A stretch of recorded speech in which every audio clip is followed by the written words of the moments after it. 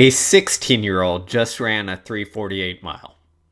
That's right, you heard me correct. 16, 3:48 indoor mile. Sam Ruth from New Zealand. Why are the kids running so fast? That's what I want to unpack today because this is the second 16-year-old in less than a year that has done something that has literally blown my mind. We had Cooper Lutkenhouse. I did a video on him running 142 in the 800 where I was like, what in the world is going on? Now we have a 16-year-old running 3:48 in the mile, the 12th fastest indoor mile time in history. Right above him on that list, world champion Josh Kerr. So he's in the elite of the elite company, only a couple seconds off from the world indoor record at 16. What's going on? Okay, so let's set the stage here. The times are mind-blowing. The performances are mind-blowing. At 16, it's even crazier because traditionally when we looked at Phenoms, especially in track and field, there were some 16-year-olds who did exceptional things, even in recent years or going back in history, but it was exceedingly rare. Generally, Phenom meant 17, 18, junior, mostly senior year in high school, you break onto the world stage if you're someone crazy. These kids are doing it younger and younger. Why? What is going on? So I want to break down a couple of things here. First, what's occurring, and do we have a comparison point in history? Let's look at what's occurring. Why is this improving? I think there's a number of factors here which we can't quite tell us exactly what it is, but they all play a role. I'm going to get the easy ones out of the way here first. Is shoes have improved the times. I know everyone's sick of hearing it, but shoes have improved the times. From track to running, we have all sorts of data, pre and post shoes, all this stuff. It's just the truth. It's improved. It's improved us in the long stuff, in the short stuff, economy, efficiency, resistance to fatigue. It all is helping. How much? It varies like anything. It's hard to put a number on it, but in the mile, maybe a second and a half or 2 seconds, depending on the situation. But even if we make that comparison or that conversion, like, it's still mind-blowing, right? When Alan Webb ran 3:53 for the mile outdoors as an 18-year-old, people were like, holy crap. I mean, El Garouge, the GOAT of milers, current world record holder at the time, was like, this is the next person. This is the guy who's going to take my spot. Ruthe ran 5 seconds faster than that indoors, and even with converting for the shoes, he's still faster than Webb as an 18-year-old. Mind blown. Okay? The shoes matter. But other things do too. I think in the middle distance races, what we've seen, especially in the 800, but also in the 1500 mile, is the bicarb actually works. Sodium bicarbonate, baking soda. We've known for a really freaking long time that it has helped. At least since the 1970s, there's been research on bicarb helping. The problem was always this. Is you took the bicarb and then you're going to explode your guts out of either end, possibly, after taking it. It was like about a 50-50 hit rate. The research showed it. It improved performance, act as a buffer to acidosis if you kept it down in middle distance races, but chances are you weren't going to keep it down, and at best you're going to have some gnarly stomach cramping. So it never caught on. There was always that one, a couple people in your high school or college team, especially college, who would try it, and it wouldn't end well most of the time. So that's why people didn't use it until Morton came along, did their hydrogel thing, and now it doesn't cause the stomach issues. So it's a legitimate boost in performance. And where do we see it most? We've seen it in the 800 have a big effect, which interestingly, the shoes, at least initially, didn't have a huge effect on the 800. Small effect looking at the college and professional data. But bicarb has had a bigger effect, which is why we've seen the 800 times on the professional side over the last 2 years start to drop and go like crazy all the way around. It matters. Kids are using it. Pros are using it. It's baking soda. It's not illegal, so no harm done here. It matters. Okay, we've gotten those two things out of the way. What else is happening here? I think a couple other factors that have led to earlier and wider burst of phenoms doing things. Okay. First is coaching. Okay. The top of the top, we've had small changes in coaching. Okay. Modern training in 2026 isn't crazily different from 2005 training. There's some differences, important differences, that we've incrementally shifted and changed. There's been some innovations, more widespread use of the Maria's back and double threshold type stuff and understanding of it. Absolutely. But coaching hasn't taken a leap. What has changed is this, that there are more good coaches.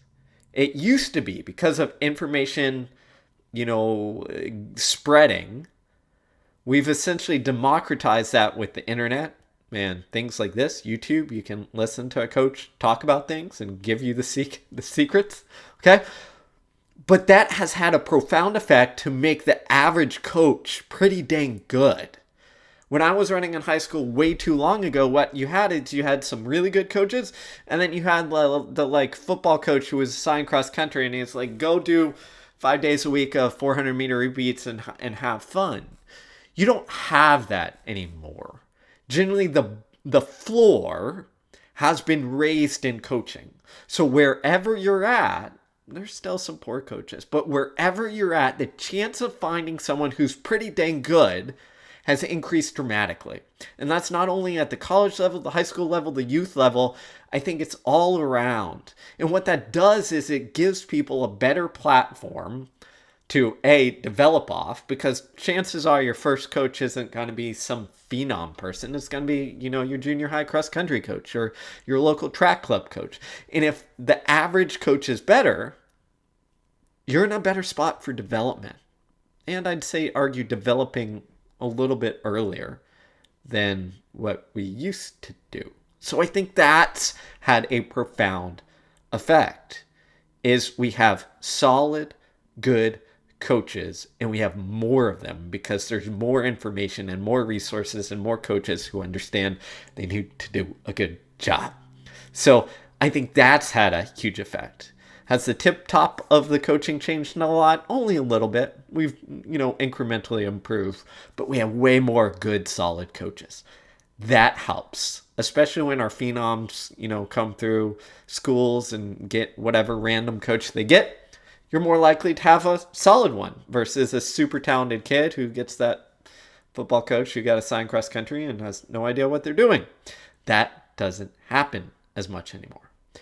I want to come back a little bit to the shoes and the bicarb, but what also has happened in training, and I think one reason why phenoms are running quicker, earlier, and at a higher level is because the shoes and bicarb change the dynamics of what we need to train for a little bit. So if we look at running shoes in the economy and efficiency side, generally, economy and efficiency take a long freaking time to develop. This is the classic Paula Radcliffe study by Andy Jones, is things like VO2 max, maxed out at a young age or got close to max out at a young age for young Paula Radcliffe and kind of stagnated the rest of her career or stayed relatively stable. But her economy got better. And one of the reasons we know this happens is because it takes time. You've got to accumulate enough load for both metabolic efficiency, so delivering the oxygen, taking care of all that stuff, energy, and efficiency that is mechanical, meaning your muscles, tendons, ligaments, like storing and releasing energy, and muscle fiber recruitment and mechanical patterns and ingraining them and making it, automatic versus, as an amateur trying to force that thing or learn that thing. That takes time. Skill takes repetition. Shoes shortcut that. You get an automatic boost in this efficiency or economy So that the thing that is often your kind of kink in the pipe because you haven't had enough time to accumulate it becomes something that is like, hey, this isn't as much of a limiting factor. Sure, with time we're going to get better at it, but it's not a limiting factor early. So we become more efficient quicker, partially because we have a boost from technology. And I think the other thing that has helped here is, especially in the mile, but a little bit in the 800, is that aerobic adaptation also often takes longer. Okay.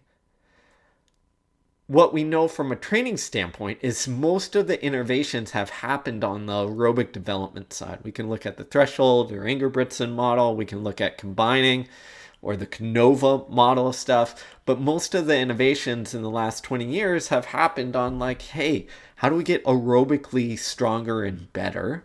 And I think coaches are getting better at that. So that makes it where it still takes time, because aerobic development just does, to lay all the foundation, mitochondria, capillaries, all that stuff. But we're better at understanding it and addressing it earlier versus the old school coach. Even the old school track coach might say, hey, let's hammer out these intervals, get pretty good, and then you'll develop aerobically once you get to college and increase your mileage or do this tempo threshold stuff or whatever have you. We're better at aerobic development. So I think that plays a large role. The other thing that I think impacts things, and this one comes from good friend, colleague David Epstein, wrote The Sports Gene and Range and a new book coming out, so you should check it out.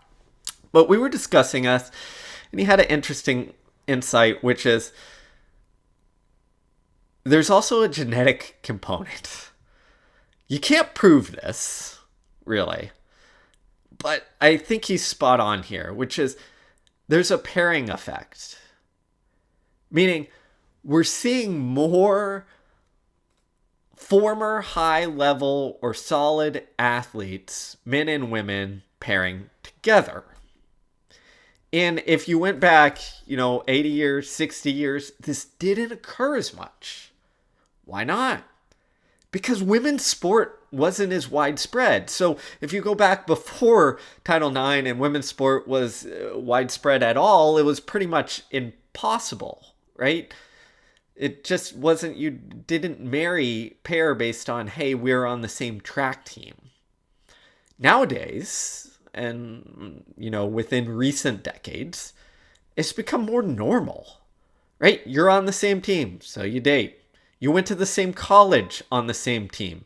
So you date and you get married and you have kids. And to a degree, not always, because genetics are complex and talent is crazy, and it's not just combine two great runners and you get a great runner kid. It's not that simple. But if we have more former pretty dang good athletes marrying, the chances of expressing that genetic talent increases substantially, where we're going to get some outliers. In Sam Ruth's case, his parents were former very strong national champion runners, 4-minute miler runners. Both his mom and dad were very good. Okay. We see that at a higher and higher and higher level now, thanks to the proliferation of women's sport. And the likelihood, if you go to college and you're a D1 athlete, you spend way too much time with, your teammates, especially in track and cross country, of the opposite sex. And as all of us who coached or ran in college, we know there's a lot of pairing up of former runners now. That didn't occur not terribly long ago. And as we increase that, more genetics of good talent mixed together, you're going to get more and more outliers. The last thing that I'll mention here, that again, there's not a lot of data here, but it's interesting, is that at least if you look at the US, these phenom once in a generation, tend to occur, and then there's a big gap. And it's not that we don't have talent in between. We have good, solid talent. But the crazy talent seems to come in bunches. And the best example of this is before the super shoes, when the 4 minute mile was a big thing for high school kids. I mean, it's still very good, but when it was a insane thing, what happened? You had the Jim Ryan, then Marty LaCour and Tim Danielson as well go under 4 in high school, and then you had literally a 30-year gap until Alan Webb and others relatively shortly after him go through.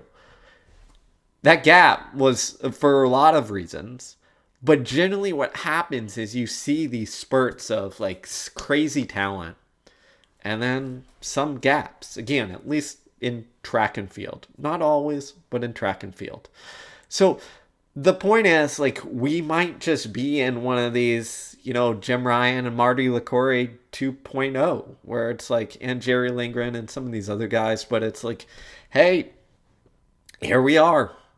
This is the era. This is the generation. Like, live it up. So those are a couple of thoughts here. I think in addition to that, I'd just like to say, like, go for it, kids. You're crushing it. Like, it's insane that a 16-year-old ran 3:48 in the mile. I can't wrap my head around it. It makes no sense. He's also got good coaching in New Zealand. So in good hands. Keep it up, New Zealand. We might have the battle of Phenoms that we need between America's Cooper, New Zealand Sam. Put them in a 1K maybe. Something in between. Sam's running 145 800, so also insane. Put them in. That's what America needs to see. I hope they usher in a great generation of track and track fandom based on it. And it's just really cool. So there you go. 16-year-old, 3:48. Another 16-year-old, 1:42. What in the world? It's nuts. It's nuts even if we convert for shoes and bicarb and those things. Welcome.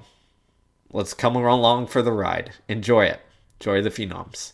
Till next time, everybody, like, share, subscribe, turn on the notifications for this video. I appreciate your support. We'll keep coming with lots of coaching information. Take care.